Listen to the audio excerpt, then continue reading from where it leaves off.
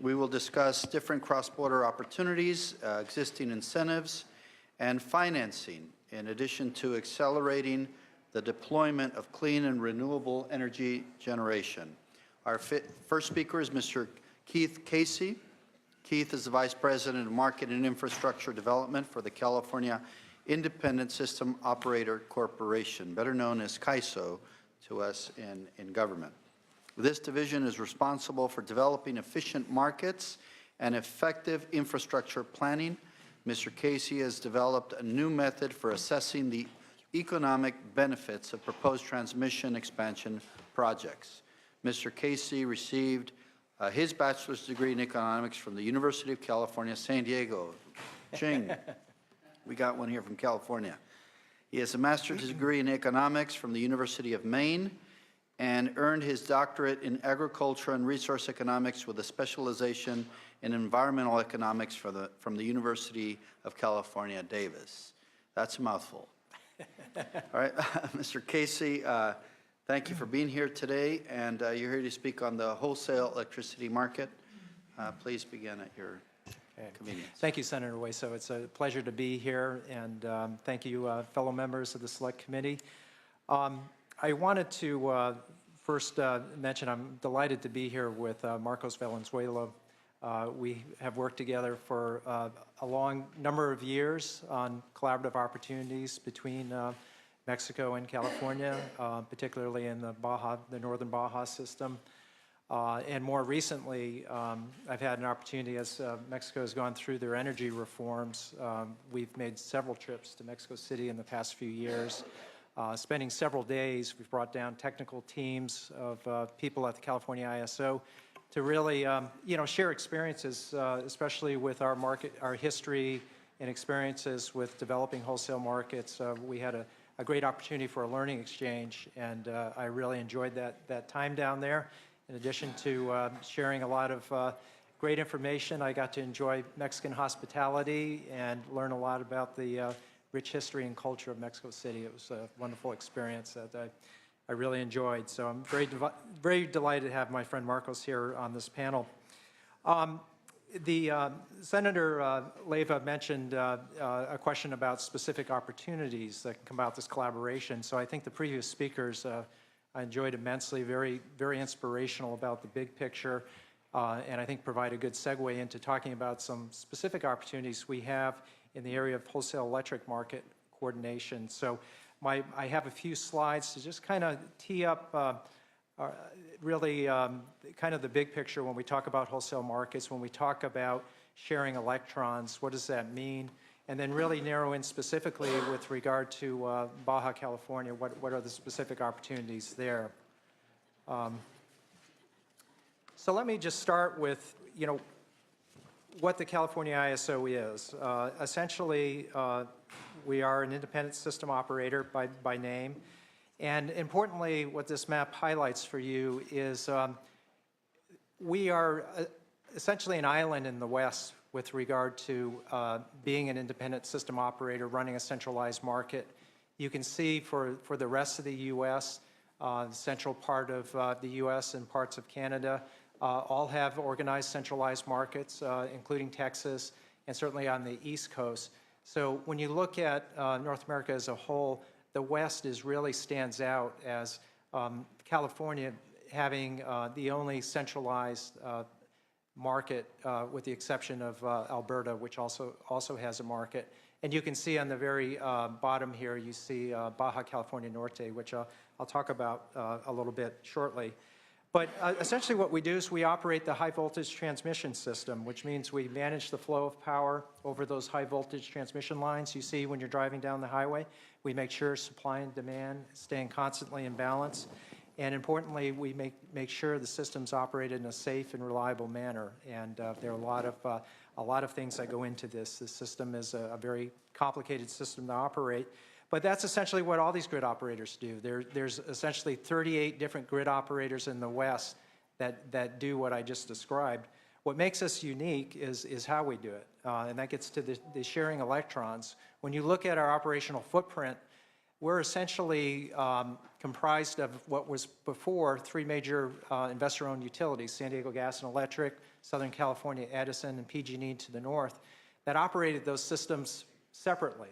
And with the formation of the ISO, we consolidated the operation of that transmission system. We manage it as a whole, and in doing so, we're able to share electrons more efficiently. We see the entire system, we see the entire constraints on the system, and we can optimally manage it.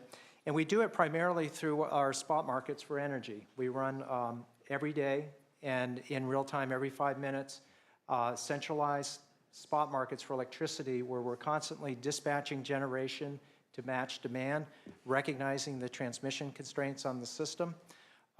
And that's what really makes us unique. The rest of the West consist of vertically integrated utilities. They own a lot of resources.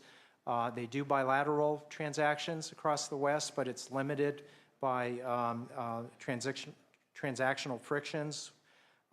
So if I could say the key value added we provide, we're independent. We operate the system independently. We have no vested interest in the assets, and we do it through these organized markets.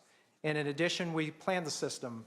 We do a centralized transmission planning for the entire system, and when resources want to interconnect to the grid, they go through our interconnection process. This slide just highlights I'd like to focus on the right side of the slide, which really highlights for you the Western electricity grid system. And you can see the gray transmission lines. I hope that you can see them there. But what I wanted to highlight to you is this is one interconnected system. And it stretches all the way from the Canadian provinces of British Columbia and Alberta through all these western U.S. states down to the south of northern Baja. It's all electrically interconnected. You can see the transmission elements there. It's all run in a synchronized manner. We maintain 60 hertz on the system. You can think of that as like your heartbeat. You have that constant frequency that we have to maintain. And what I wanted to highlight for you is the grid really doesn't recognize state boundaries. When you look at the system, these transmission lines cross all sorts of state boundaries. And yet, operationally, we have 38 different balancing areas in the Western grid, all operating their little piece of the system as if it were an isolated system with some level of coordination.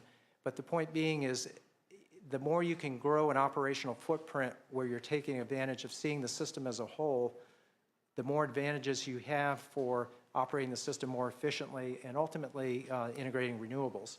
So the blow up here in the south just highlights for our discussion today the interconnections we have with California and northern Baja. And just to highlight, we have two major transmission lines between San Diego and northern Baja, one with Tijuana and another one to the east with La Rosita, which is, I think, near Tecate. So we have these two major transmission lines.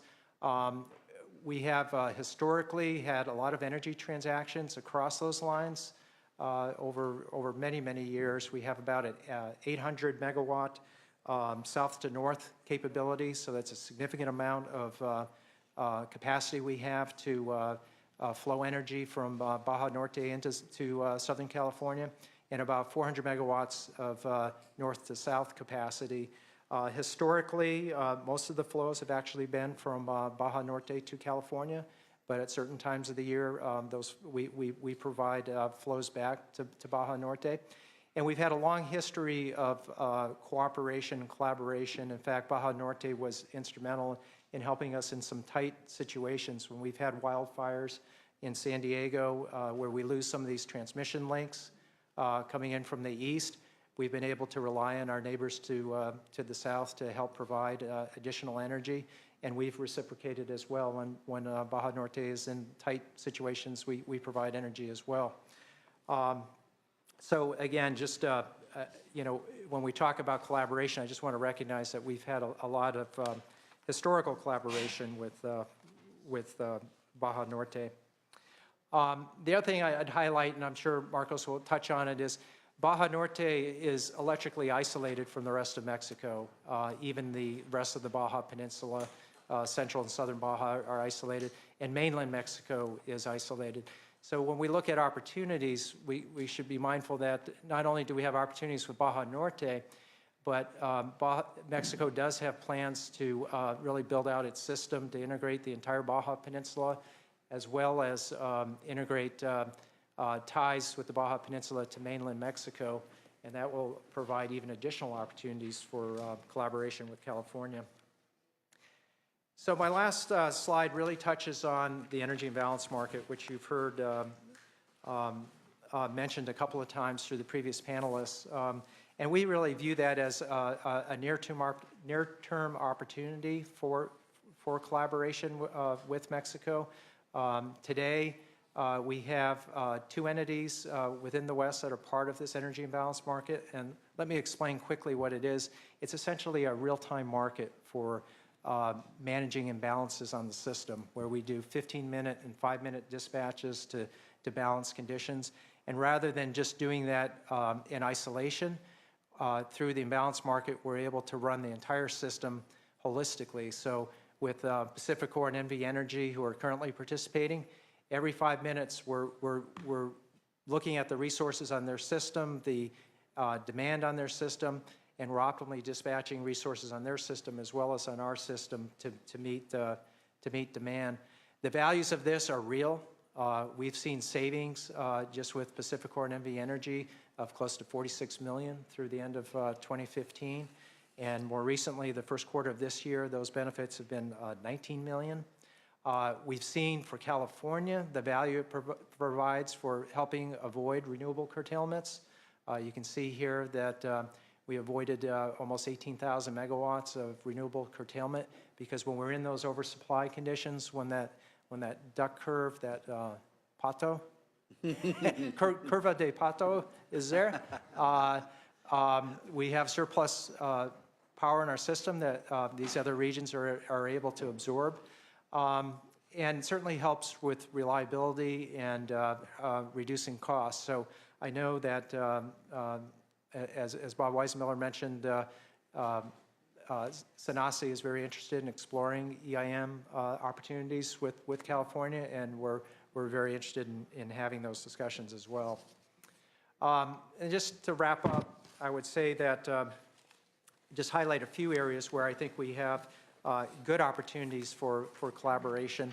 In the area of transmission planning, you know, I showed you the interconnection we have with Baja Norte, and there's more opportunities there to look at enhancements there. We actually have an enhancement going in at Imperial Valley that will actually control the flows between our 2 systems. And essentially those power lines coming in from the east from Arizona, some of them go south to Mexico and the rest continue on to San Diego. This technology we're putting in the Imperial Valley substation will allow us to automatically control those flows. So if there's a need to divert more energy to San Diego, this technology will enable that. Conversely, if there's a need to send it to Baja Norte, it will allow that as well. And that upgrade is going in 2017, so that's a good example. And that could potentially offset any blackouts that we can have, like the one we had in San Diego a few years back. Yeah, that upgrade was identified to offset 2 things. One was with the loss of San Onofre, our nuclear power plant. This was a very effective way to help ensure that the LA Basin and Orange County area have sufficient supply. It also helps with integrating renewables from the Imperial Valley area, where by being able to manage these flows, we can actually support the development of more renewables in Imperial Valley. So that's a great opportunity, example of something we've collaborated with Mexico and Marcos personally to make sure that they were comfortable with what was being proposed, and it provided mutual benefits to both. We touched on the renewable resources and integration. There's certainly, Mexico is very rich in renewable resource development opportunities. As you've also heard, they have very ambitious clean energy goals, where perhaps even renewables developed in California could be exported to Mexico to help Mexico in achieving those goals. The energy imbalance market, in terms of, is another opportunity. Reserve sharing, we can coordinate in sharing reserves. And there are other more technical operational areas that Marcos and I have discussed where we think there's opportunities for collaboration as well. So That concludes my comments, and look forward to your questions. Thank you, Mr. Casey. I'm going to ask you to remain at your seat if you would, Okay, please. sure. We're going to, so we can have members ask questions together with our next presenter, Mr. Marcos Valenzuela.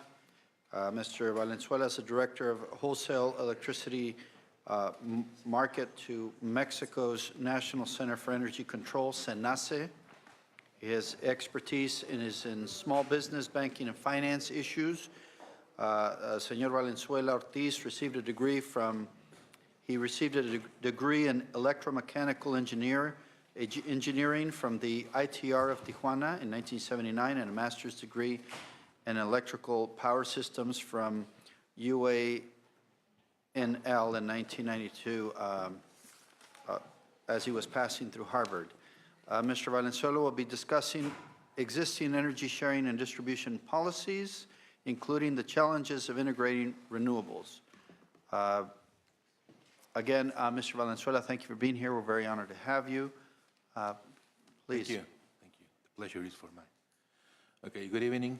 On behalf of CENACE, and in particular from our General Director, Eduardo Meraz, we appreciate the invitation to participate in the California-Mexico Advocacy Day, and also for the opportunity to meet with this Senate Commission of California. In Mexico, in December 2013, the political constitution was amended to open the private participation in the hydrocarbons and electricity industry. In Mexico, the oil industry had been nationalized ever since 1937, followed by the electrical industry in 1960. Since then, the state-owned companies, Pemex and the Federal Electricity Commission, have been the main state-owned companies responsible for hydrocarbons and electricity, respectively. The secondary law that derived from this constitutional amendment were issued on August 11, 2014. And in this same month, on August 29th, the National Center for Energy Control, CENACE, was created as the state-owned organism responsible for the operation of the system and the wholesale electrical market in Mexico. CENACE also has the task of planning the expansion of the transmission system.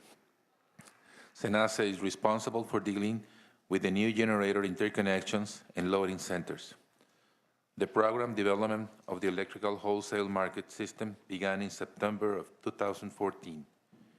Considering the design characteristic of a nodal cost-based market, this development was carried out by the Electrical Research Institute in Mexico, Instituto de Investigaciones Eléctricas, who developed the nodal shadow market, which has been executed virtually since the year 2000. The electrical system in Mexico has an installed generation capacity of 65,000 megawatt and a maximum demand of 43,000 megawatt, with three separate electrical systems. Those of less demand are of 2,400 megawatt and 450 megawatt, and a high voltage transmission grid of 150,000 kilometers. The expected growth rate is 3.5% for consumption and 4% for the demand. The main objectives of this electrical reform is to promote equal competition that allows to Mexican consumers to have access to electrical energy with a lower price, promote development of clean energy, which allow the reduction of pollutant emission into the environment due to the production of electrical energy, to develop an efficient and sustainable electrical industry that provides reliable electrical energy to all Mexicans. With this reform arise different other participants, as is shown in the slide. The generation and the commercialization is open to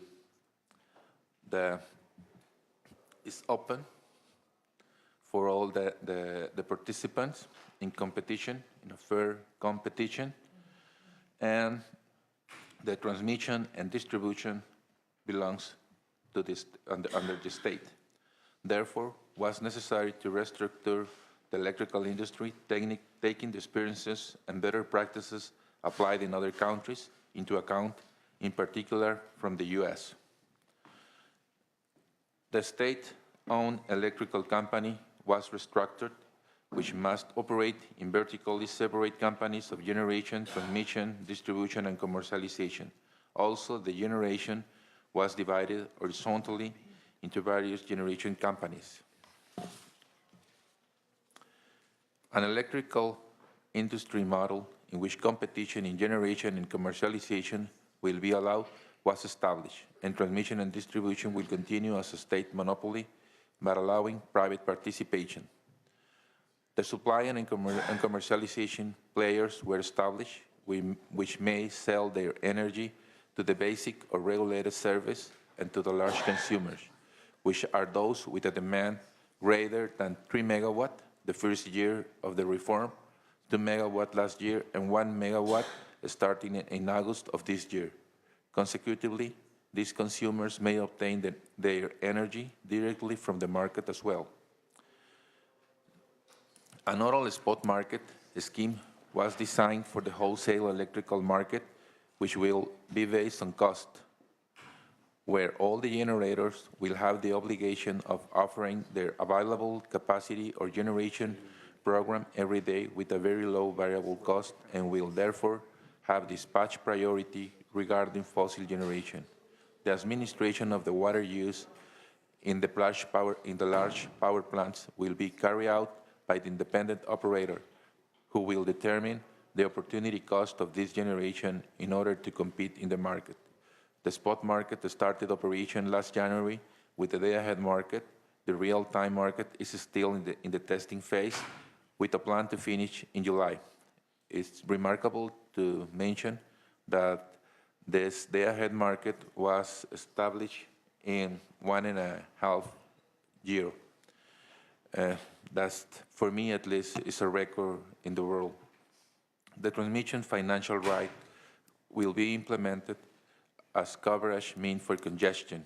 Their assignments will be based on auctions performed by the independent operator. A power capacity or capacity market has been established, and an obligation of having its power contracted by the suppliers and large consumers. Annual capacity auctions will be established by the independent operator. Senor Valenzuela, I just wanted to Yes.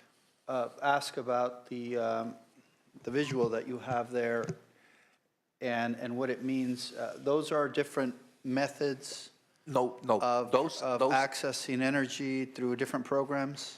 those are the instruments of the market. In Mexico, For example, the model, give me an example of clean energy certificates market. clean energy, if the FTRs, if the RECs, if the RECs is the equivalent of the RECs, clean energy certificates. Renewable energy credits. Renewable In energy Mexico. credits. Right, in Mexico. Okay. Clean energy. Okay, in Mexico, the model of the market is, we took a lot of different models, mainly from the U.S. different markets. Okay. One of the problems in some market, in some U.S. market, is the missing money. The missing money is due that for the generators, they are not able to recover, in some cases, the capacity cost. Just all those costs through the day-ahead market.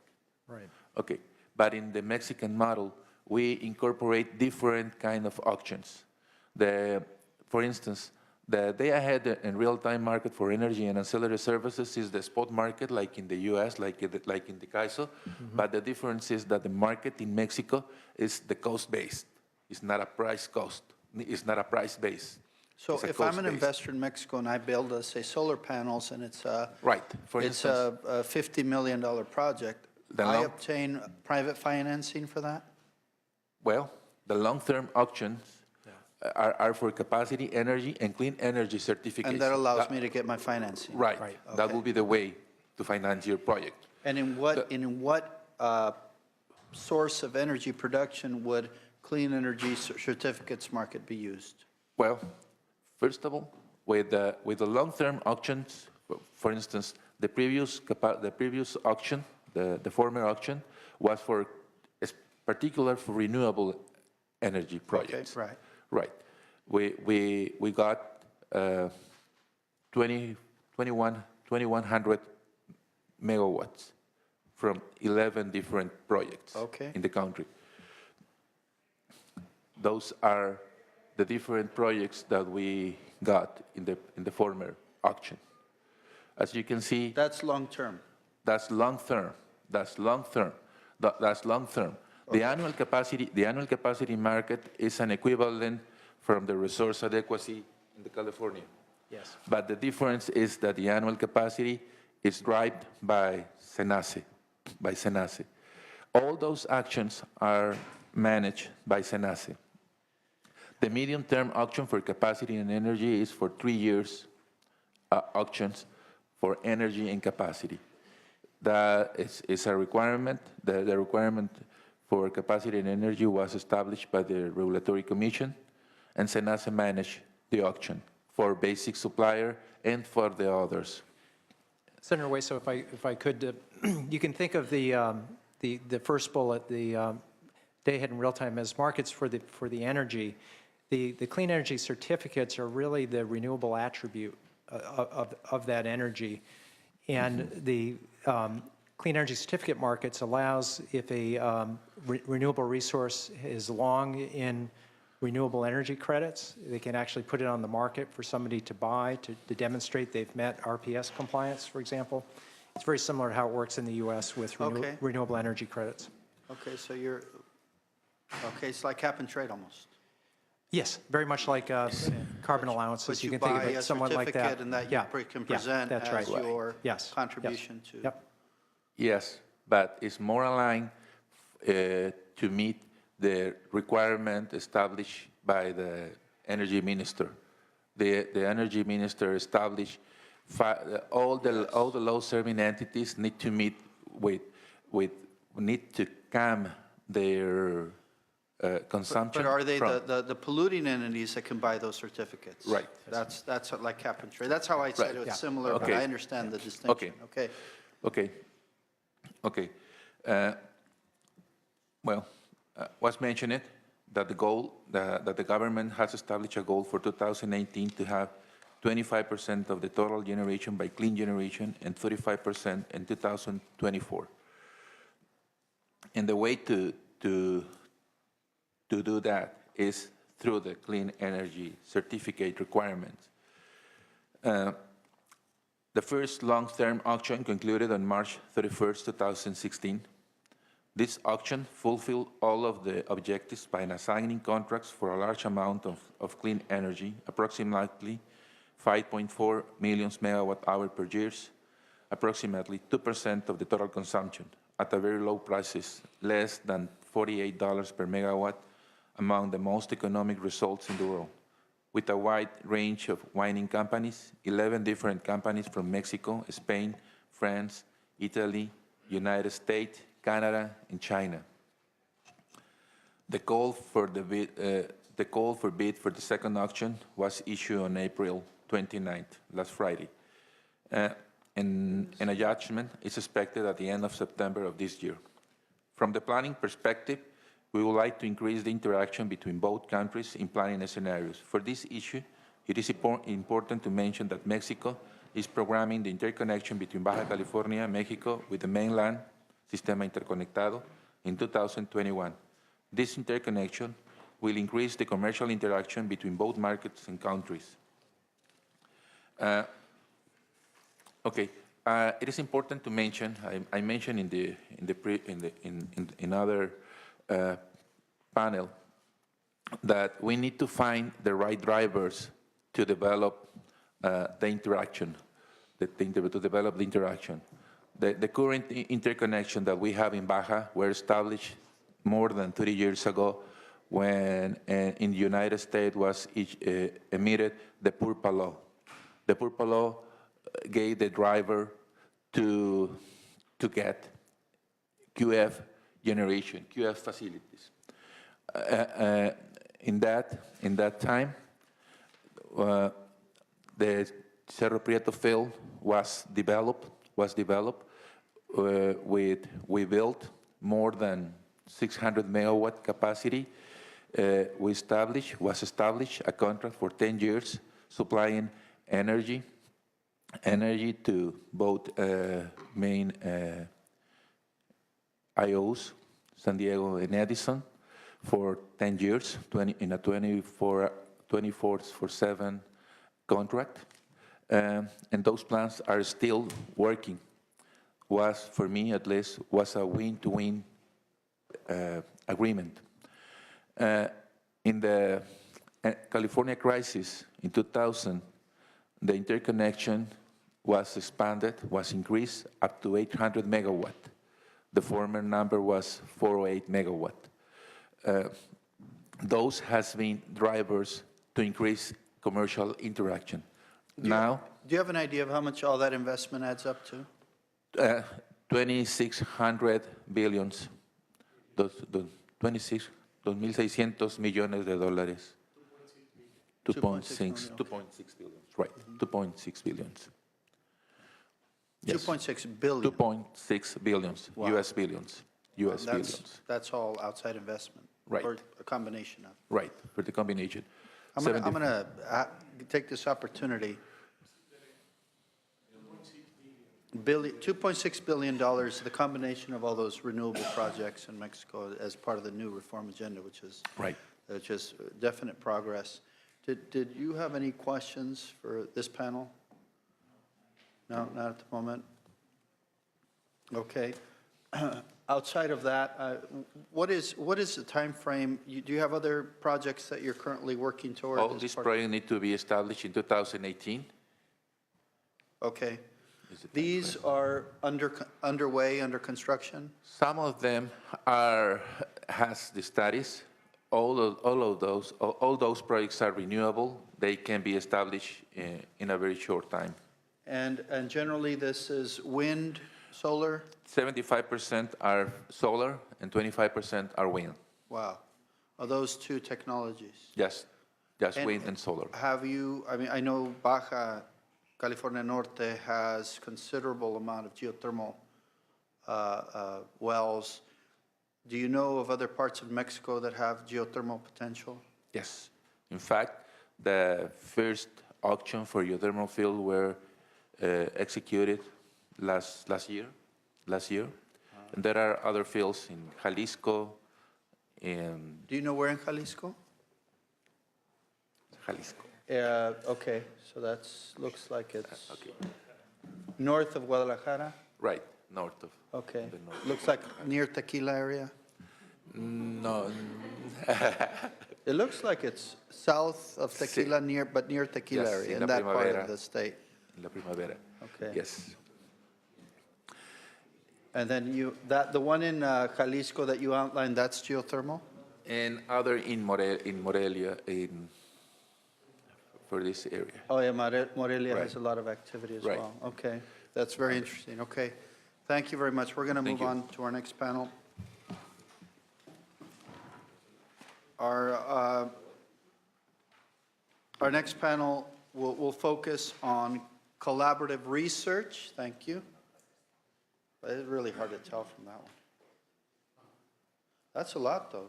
That's a lot of locations, anyway.